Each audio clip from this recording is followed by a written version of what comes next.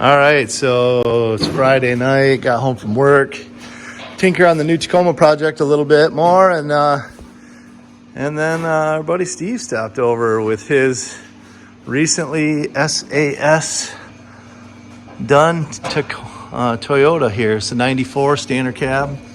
This one is a 3-liter, and just had local shop here, Quinn's Automotive, do a solid axle swap front on this thing. The 85 front axle with the long truss and the high steer and all the stuff, and it is cool, super cool. So body panels are off right now, just making it easier to tinker and do some of the work. But yeah, the truck's got just a solid steering column in it, so that was one of our junkyard trips. We picked up that tilt column and some bucket seats, so we're gonna do a little tinkering tonight, see if we can get a little more creature comfort going in here for him and have some fun.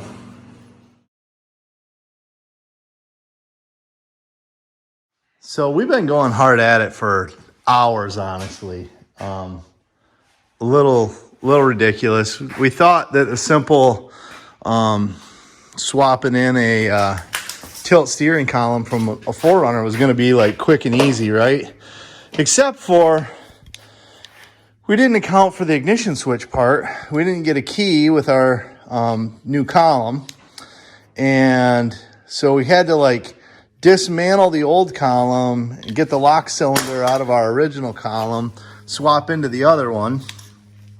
So that meant that I had to take a punch and drive this pin in on the ignition switch so that then we could get the tumbler section out of this ignition switch. It also meant that we had to get this, which has the locking pin for the column, so the steering wheel will lock when the key's out.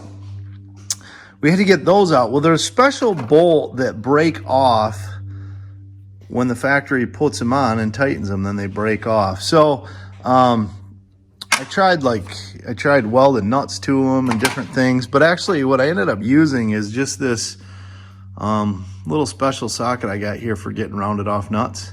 I was able to hammer that onto those bolt heads and then get those out. And then I found some hardware that I had in my randomness to bolt that back on once we did what we had to do with the column. So that ended up being quite the treat. And then once Steve got to we got the column all installed and Steve was going to swap over his aftermarket steering wheel, we found that the clock spring for the 4Runner was different because the 4Runner had cruise control in the steering wheel, so it had a different clock spring.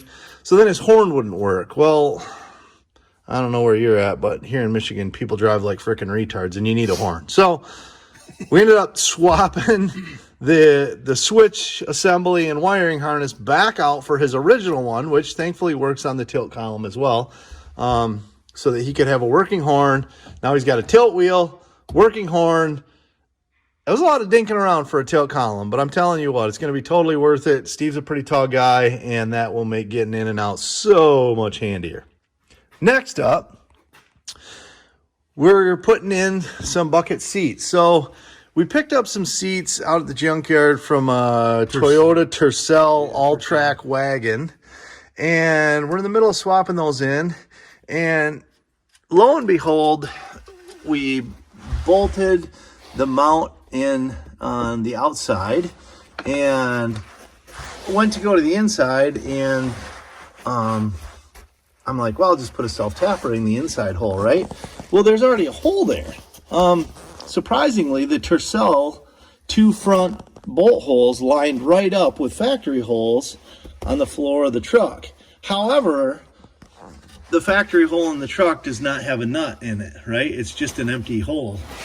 Well, I just remembered that Steve and I had been talking about these nut insert tools, I don't know, a month or so ago. Yeah, sounds about right. And I found one on eBay, and I ordered this nut insert tool on eBay with all the little nut inserts. I forget what I paid, like 50 bucks maybe or something for this thing, but it's got like all the different size nut inserts and all this stuff. So we're gonna try this thing out. We're gonna try and install the nut insert that we need here in the front to mount the 2 front bolts for the seat. And then on the rear, the factory bench seat location outside hole actually lines right up for that Tercel seat. The inside location, the hole for it is actually going to need to be just in front of the factory seat belt location. I looked on the floor. There's no hole here, surprisingly, because the rest of them lined up so well. But I don't know where I even got these, but I got these little steel spacer blocks. You are going to need a little like 1-inch block to go underneath your bolt on the inside back corner of the seats to hold the seat level so it's not twisted or leaning towards the center of the cab. So we're going to install that nutsert. We're going to get the seat back in here, line up, mark, and drill this hole, and bolt it in. Let's see how they turn out. All right, so we figured out what size nutsert we wanted to use. We had to use a step bit to get the hole the right size for our nutsert to fit in. And we got the appropriate adapter and everything in our tool here. And we're gonna give a shot, see if we can get this thing to go. So it looks like you just put that in there and give her a squeeze and hope that Andy's strong enough. And then you back it out by spinning this.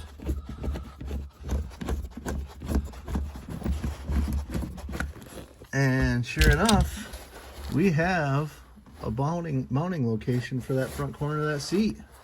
How awesome is that? Super rad. And there's your final result. So factory bolt, the nutsert that we installed into the floorboard lines up perfectly with the factory existing hole.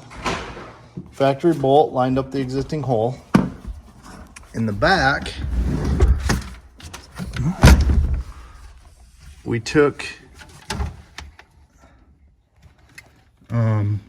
we slotted the hole in this because they were overlapping like a half a hole. So we slotted the opening in the seat rail and then used a longer bolt and a 1-inch spacer underneath it to clamp that back corner of the seat. But I mean, let me pan back out, but the seat's solid. I mean, I'm shaking the whole truck. So seat's rock solid, seat belt's rock solid, and the seat slides in. Seat slides back and forth, bolted into nice and tight. Pretty sweet. So it's been a long night, not gonna lie. We typical car project, everything snowballed, right? One thing into the next, but we got the seats are both in, at least temporarily.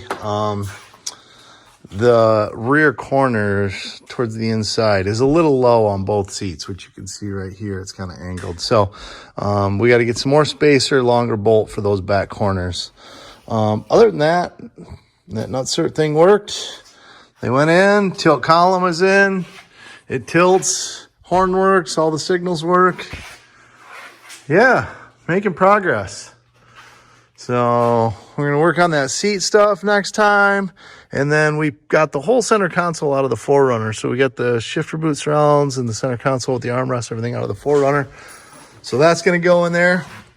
And then he wants to do the rock sliders like I did on Stomper, where we could cut the rust out, use some box channel to make a rock slider, and then tie all that into the frame. He's got fenders for it. Like I said, they're just not on right now because of what he was doing, but we're going to get those put on once we get the sliders into place, because we're going to have to come up with a mounting apparatus for the bottom of that fender. Then it'll be flatbed time. So he cut away the rust, and this is what's left. But I think we're going to do some sort of a flatbed scenario on it. So should be cool. I'll figure it out. Should be cool. But All in all, another fun night in the garage. Always tinkering on something. Tonight it was this one. Thanks for watching.